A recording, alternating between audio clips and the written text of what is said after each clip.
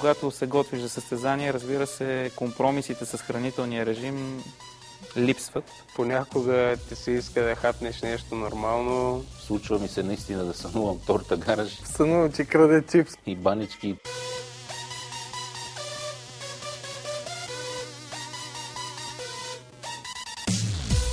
През 2009 година спечелих всички възможни състезания в света.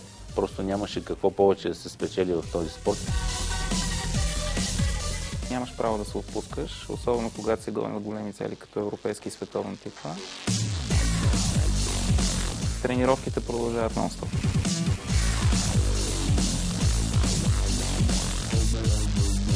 Фитнесът и културизма е начин на живот.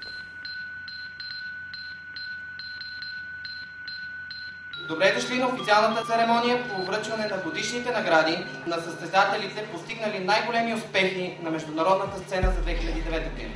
България е световна сила в културизма. Това стана ясно след официалната церемония по връчване на годишните награди на Федерацията по културизъм и фитнес.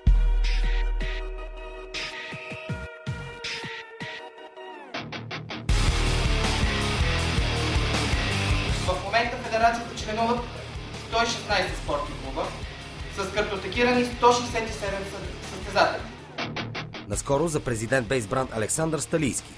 През годините той се е утвърдил като изявен спортист и дава заявка за ново начало в управлението на културизма у нас. Ние като федерация трябва да направим така, че те да се чувстват добре, да им отделиме нужното внимание и отношение. На церемонията господин Сталийски получи поздравление от президента на Международната федерация по културизъм Рафаел Сантоха. Поздравление получи и от спортният министър Свилен Нейков.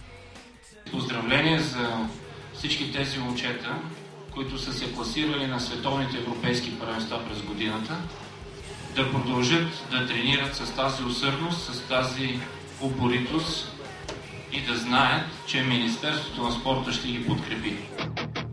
Тази плакета я връчваме от Министерството на физическо възпитание и спорта на председателя на Федерацията по културизъм и му желаеме здраве, успех през 2010 година. Благодаря на господин министър. Мисля, че постижението ни е уникално. 4-ти света, 1-ви в Европа. Това е. Благодаря много.